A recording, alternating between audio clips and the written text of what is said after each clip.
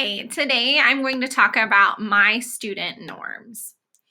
So, a little bit about me is I am a kindergarten teacher. So, as I was going through module 10, I was looking at the expectations that I have for my kindergartners and what students should have to be excellent learners from me.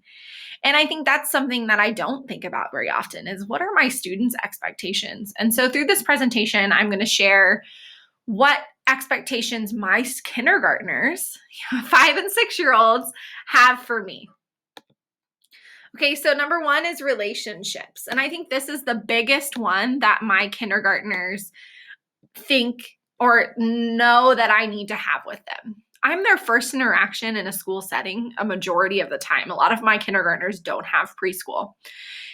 And so they look to me, and I often get called mom, mama, grandma. I get called all of those different things. And I'm during the school day taking the place of their caregiver or their parent. And so it's important that I have a relationship with them and they expect me to have a relationship with them. And I think that's why I can put out fires quickly is because I know my students' backgrounds. I know everything about, or I know most about them. And so I can help them when they come to trouble. And I build relationships with my students by talking with them. We have 30-minute morning meetings when I have conversations about what'd you have for dinner last night? What did you do yesterday? Oh, you started soccer. Just having relationships of that type as a whole class. I build relationships with my students by eating with them at lunch. I take, instead of 20 minutes to myself, I take that 20 minutes and eat with them.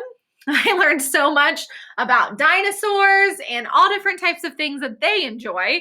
And they expect me, because I started that a couple years ago, they expect me to do that with them. And that builds relationship and rapport. I build relationships with my students and parents by attending soccer, basketball, t-ball games, YMCA games. And that helps build that relationship even more. Talking with families and things like that. And I build a relationship through communications and pictures I send via our communication app. I take pictures of when, look, I read the CBC word. And then they come back to school in the next morning meeting. Miss Soldan, I love that you sent a picture to my mom. She shared at dinner last night and I got ice cream because I did it.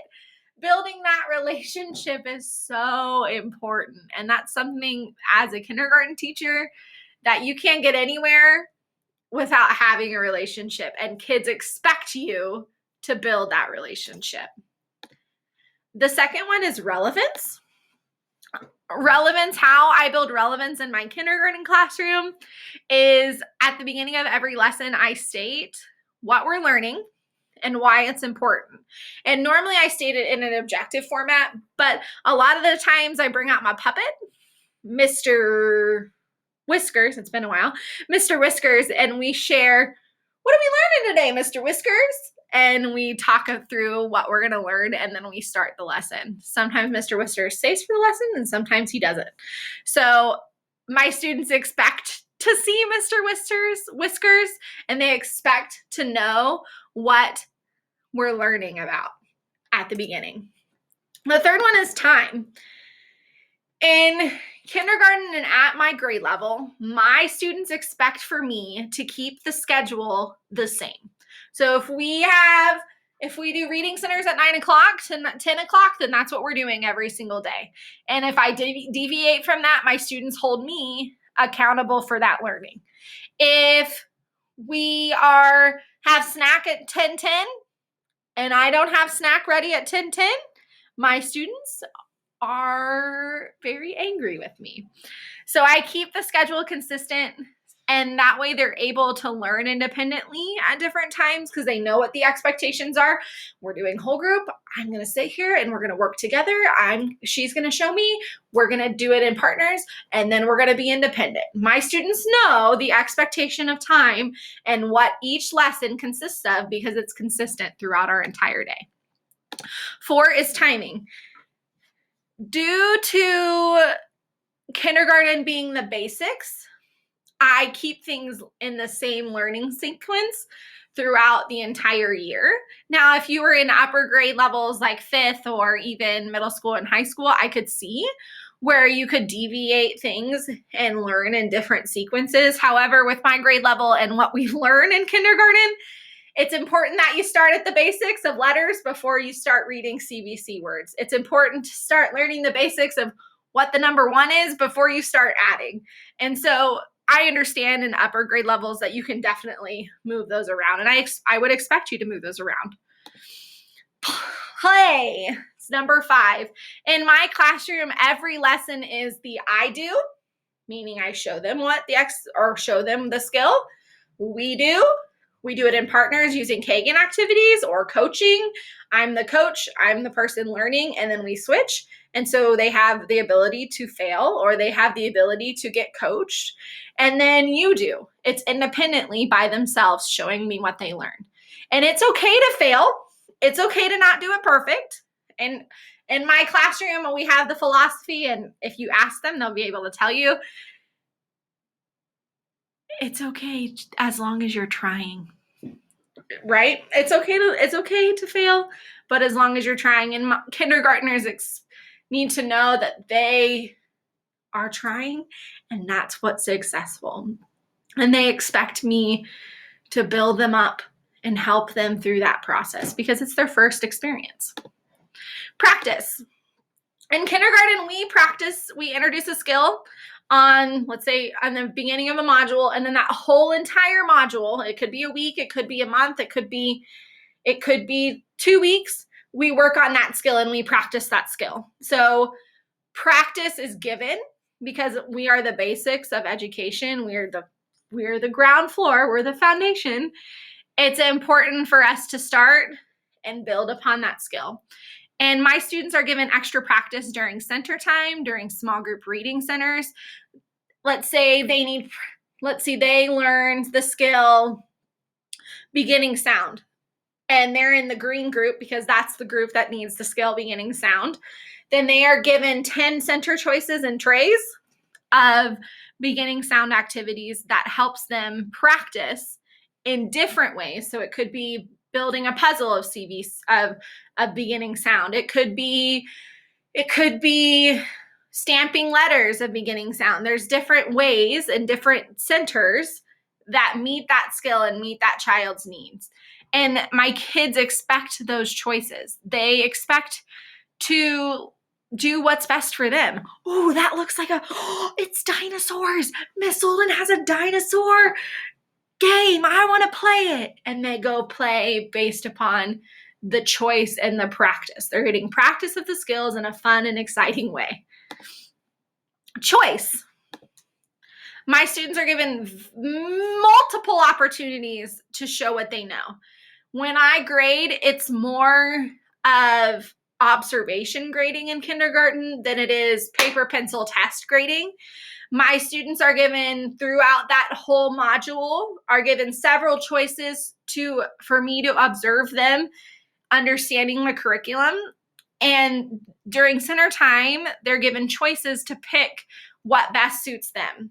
And they know that they're given the choice, and they know and they expect me to give them opportunities to learn and grow, especially at that base level of kindergarten. 8, authenticity. In my classroom, we work to publish everything we do. So over here, you can see this is our ABC wall, and this is our published ABC wall. At the beginning of the year, we spend one day each letter and build words based upon those letters. And we work to publish everything we do. So we publish this wall and we put it up there, and it's important to them, and it's important to us as a class. And then at the end of every module, we share our learning with the class. So at the end of our reading units, they do a big writing project of writing a sentence about what we learned. And then we share it with our Elmo, and they get the opportunity to use our pointers, Mr. Pizza or Mrs. Apple, and they get to share what they've learned with the class. And it gives them the authenticity of, wow, my work really is important. Wow, I'm going to share my pictures with my class. And then we get to celebrate it. Then after their work is shared, they go to the Brilliance board outside in the hallway, and they're shared with the entire school because I'm right by the recess doors. So everyone in our school walks by. And then after some time, that work is shared with parents at home. And it gives them the authenticity of, my work is important. And I think that makes a huge difference to kindergartners. Now, they don't ask for it, but I could see in the upper grades asking for the authenticity point. Okay, challenge. My students, this is one that I kind of struggled with. Students are taught the basics of learning in kindergarten. And so students are challenged to learn numbers and letters and then put those basics into practice. So it's hard to have students be willing to be challenged because it's their first experience. And so in kindergarten, they don't really like it when there's a challenge. And so it's me building that relationship with them and asking them to challenge themselves. But we do challenge them. At Christmas, they should have all of their letters mastered, letters and sounds.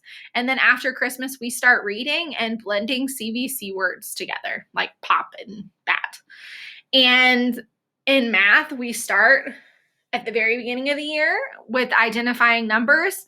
And at the end of the year, they should know numbers 1 through 100, and they should be able to add to 10 and add to 5 fluently. So we do challenge them, but kindergartners aren't asking, hey, Miss Soldan, I want to be challenged. That's not something that they do. Now, in upper grades, I could definitely see that. 10, application. Our district provides real-world applications at the end of every module. And I think it's really cute when my kindergartners, for example, we did a plant unit, and my kindergartners planted a plant, and it was exciting for them to say, wow, this is my work. Look at my plant. And some plants didn't grow, so we had to have conversations about that.